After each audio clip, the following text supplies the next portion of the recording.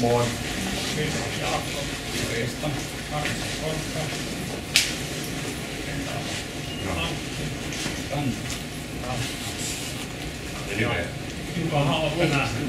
Huomenna Juusmanin Jane, joka just on kanssa Antin kanssa voittajakurssilla, tulee teidän kanssa puolella. Tänään oli esille. Joo, tulee teille. Joo, ja sitten Heikolla Jouni vielä. Eli pyöritään teidän kanssa tuossa kentällä tänään. Tänään on meillä harjoituksessa hitaammat tehtävät ja me ollaan jaettu teidät sitten ryhmiin, 6 ryhmään ihan sisääntulojärjestyksessä. Eli ryhmän koko on noin 6 henkeä. Eli kellä se oli ykkösryhmä? Konstalla 1-6, eli te saitte pyörään sen numeron tullessanne, niin tuo nyt vastaa sitä numeroa. Sitten sitä ei tarvitse nyt muistaa, mutta sitten 1-6 Konstalle. Ja meillä on nämä numerot täällä. Ja kukas oli sitten 7?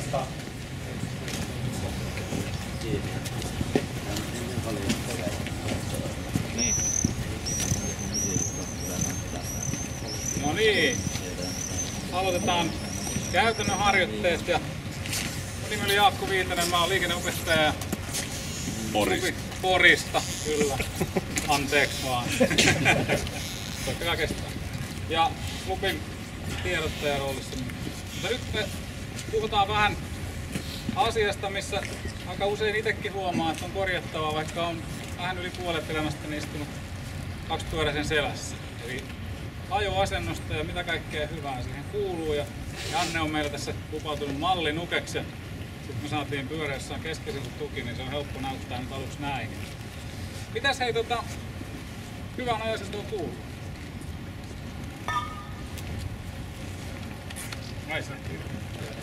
Tällainen rento asento.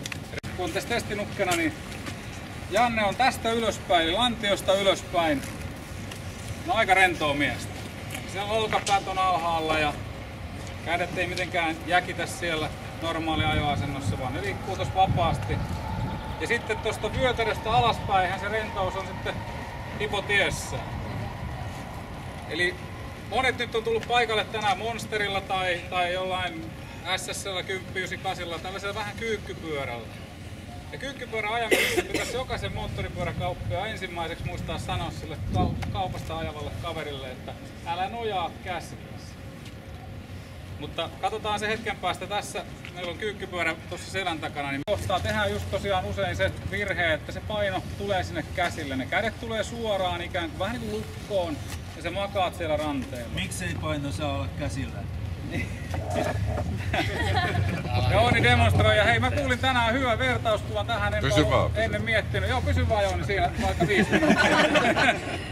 Hei, yksi hyvä vertauskuva, että jos olette joskus ratsastunut, mitä mä oon tehnyt kerran eläessäni, niin se riitti.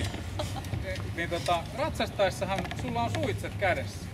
Et sä voi niihinkään nojata. Miettikää mitä tapahtuu, jos sä nojaat niihin suitsiin, niin menee jännäksi. Eli ratsastaessahan on vähän sama juttu kuin tässä Jannella, että yläkroppa pidetään sillä selkälihaksella, nyt pystyssä siellä pitkillä lihaksilla. Ja tietysti maantienopeuksissa on jo helppo sitten vähän tukea ja vähän tuuleenkin, mutta se ei saisi maata siellä käsillä. Ja se helposti valuu sinne ja nyt sitä helpottaa se, että sulla on se polvipihtiote siellä. Ja sä pakaroilla puristat siellä jo kiinni ittees. Ja sit siitä jatkumona toi selkäranka pitää sut suorassa ja siellä ei ole painoa käsillä. Jannehan tässä demonstroi hyvin, että pitää pystyä ottamaan kädet irti siinä hyvässä ajoasennossa tällaisella pyörällä. Ja siitä huomaa heti, että jos sä lähdet eteenpäin.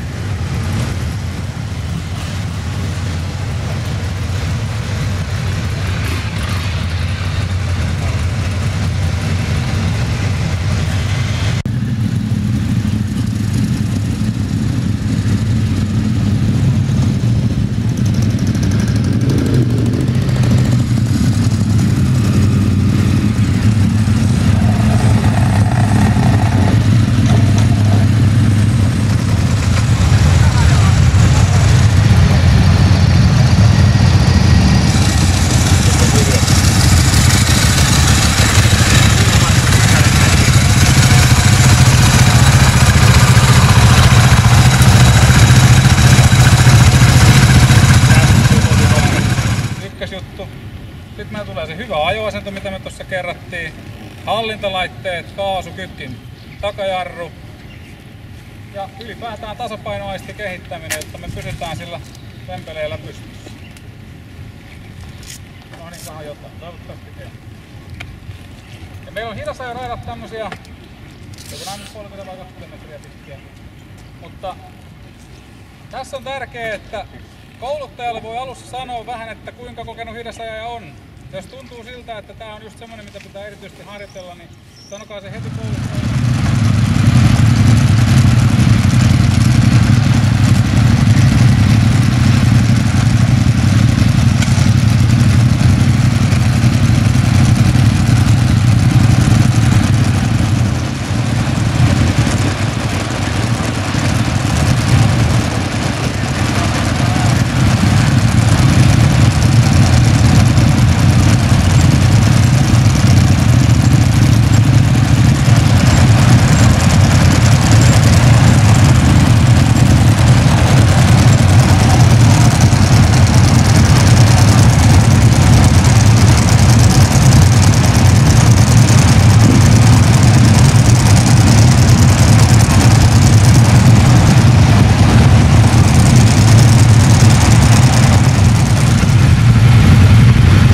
Mitä sano? Ok. Joo, mulla on vielä hitaammin pitää kokeilla. Okei, eikö me tiedä nopeasti? Ei sanoit ihan hyvä, mutta tuntuu olevan hallussa, niin kokeillaan vielä hitaammin. Eikä enemmän takajarrua. Vähemmän kierroksia. Tai enemmän kierroksia, mutta enemmän luistaa. Kytkipala ei hyvä. Taloussille mitä maksaa jarrulevyt. Mutta kytkilevyt. Hyvältä näytti ainakin. Joo, nyt tulee niin paljon treenattu tuolla uudestaan. Ja se on. Ei se koskaan paitti, jos se kuulee ulkopuolisia mielipiteitä. Miten se kannattaa laittaa. Noniin, se oli tässä.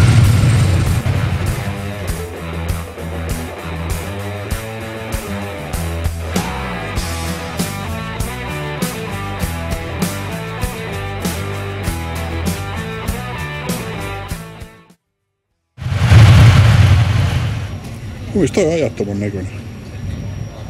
Onko mä sitten vaan niin vanha, että mä... Se on linjakas musta. ST2.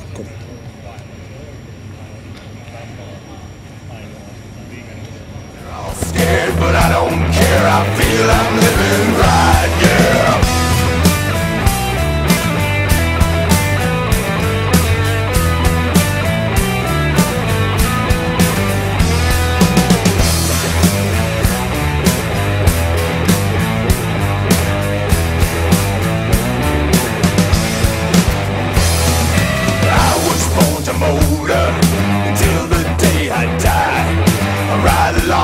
Sweet sad song of the devil's lullaby. Yeah, I am a biker, straight and I'm pride. The only goal in my soul is to ride, ride, ride. Yeah.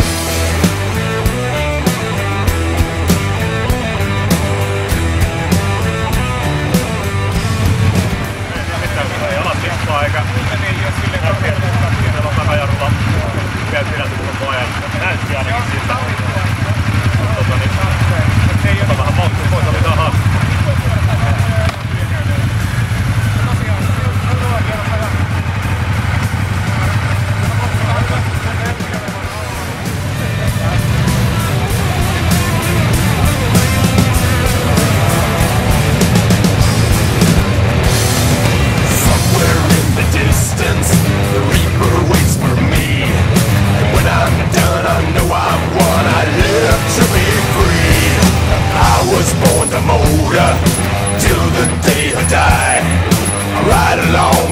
Sad song of the devil's lullaby, yeah. Yeah. Yeah.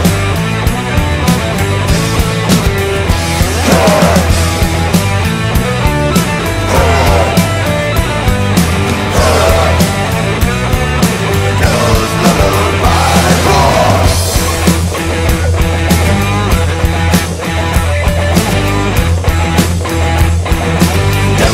Lullaby, yeah.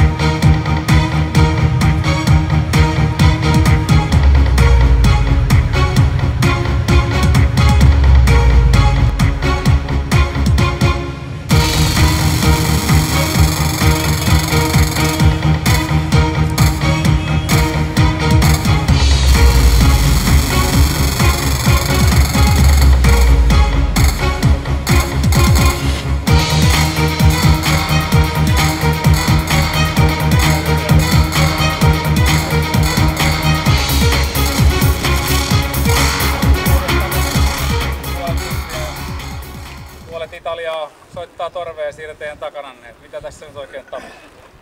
Tämä on hyvä taito hallita ja tässä oppii samalla myös vähän omaa pyöräänsä uudelleen. Ja nyt kun te olette kaikki saanut sen hidasajon kuntoon, pidetään siitä hyvästä hidasajosta, hyvästä ajoasennosta, kaikista näistä perusasioista pidätte yhä vaan tiukasti kiinni. Mutta nyt meillä on yksi juttu, että kun me ruvetaan kääntämään sitä pyörää ympäri, niin me oikeastaan, mä itse opetan ihmisille, jotka ei ole ajanut moottoripyörää koskaan elämässään, niin samalla tavalla niin kuin mä tulen tän teillekin nyt opettaa. Eli ensin kääntyy pää. Ja jos mä oon kääntämässä itteeni ympäri, mulla on se hyvä hidasajo siinä käynnissä. Mä väännän pään, eli leuvan tavallaan tosta olkapään yli. Se tuntuu aluksi aika villiltä. Mut mitä mä siinä tehdään, niin kun mä käännän pään, samalla mun hartialinja kääntyy. Eli se lähtee, mun koko kroppa lähtee vähän siihen mukaan, että aivan mä olen kääntymässä. Mulla on helppo siitä lisätä, mulla oli taas se paino siellä yläkropalla. Helppo siitä lisätä se käännös sinne mukaan. Ja sit mä pidän vielä huolen siitä, että pyörä pysyy suurin piirtein pystyssä, että mä en lähde kippaamaan sinne, mihin se pikkusen kallistuu. Tietysti kun me käännetään ohjauspyörästä tai taitopyörä käännetään sinne reilusti sivuun, niin se hiukan kippaa sitä pyörää, mutta se ei siis kaadu. Eli sen käännöksen ajan sulla on veto päällä.